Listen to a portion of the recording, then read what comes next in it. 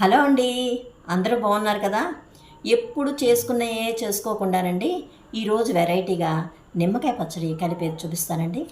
2 నిమిషాల్లో చేసేసుకుందారండి. ఇదిగోనండి, ఒక 25 నిమ్మకాయలు ముక్కలు కోసుకుని ఒక 25 నిమ్మకాయలు జ్యూస్ తీసుకున్నానండి. ఇవి ఉప్పులో వేసేసాను. ఒక 25 కాయలకి 2 గ్లాసులు ఉప్పు పోసాను, పసుపు వేసాను. ఇది ఒక్కరోజు ఎండలో పెట్టానండి. ముక్కలు కొంచెం ఎండితే మనకి ఎన్ని రోజులన్నా నిలవ ఉంటుంది పచ్చడి.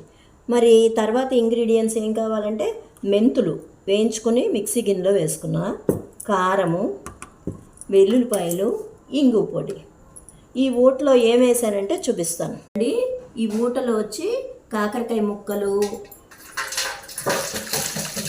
పచ్చిమిరపకాయలు చీరేసేసి పోసాను అనమాట. బాగుంటుందండి. షుగర్ వాళ్ళకి పచ్చడి చాలా బాగుంటుందండి. ఇలా చేసి చూడండి.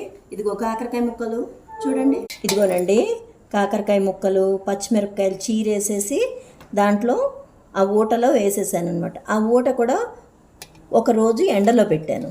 ఎండలో పెడితే మనకి పచ్చడి అలా ఎప్పటికీ నిలవ ఉంటుంది అనమాట. ఇదిగోనండి, మెంతిపిండి చేసేసుకుందాం. మెంతిపిండిలోనే ఈ వెల్లుల్లిపాయలు కూడా వేసేసుకోండి. ఒక తిప్పేసుకుందాం అండి. వెల్లుల్లిపాయ మెంతి పిండి కలిపేసుకుని దాంట్లో కలిపేసుకుందాం అండి ఊటలో. ఇదిగోనండి, ముక్కలన్నీ ఊటలో వేసేసుకుందాం. వేసేసుకుని కారము, మెంతిపిండి, వెల్లుల్లిపాయలు అన్నీ వేసుకుందాం, కలిపేసుకుందాం. ఇదిగోనండి, నిమ్మ ముక్కలు వేసేసుకున్నాం కదా. నిమ్మ ముక్కలు వేసుకున్నాక ఒకసారి కలిపేసుకుని ఇప్పుడు కారం పోసేసుకుందాం.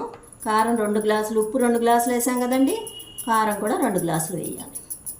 ఇదిగోనండి, 1, 2 గ్లాసులు పోసేసుకున్నాం కదా. నా మెంతులు, వెల్లుల్లిపాయని వేసేసుకోండి. వేసేసుకున్నాం కదండి. ఇది చక్కగా నిదానంగా కలుపుకోండి పచ్చడిని.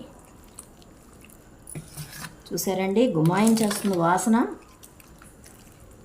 పచ్చడి చక్కగా కలిపేసుకున్నాం కదా. ఇప్పుడు ఇంగు వేసి తాలింపు పెట్టేసుకుందాం అండి. ఓకేనా?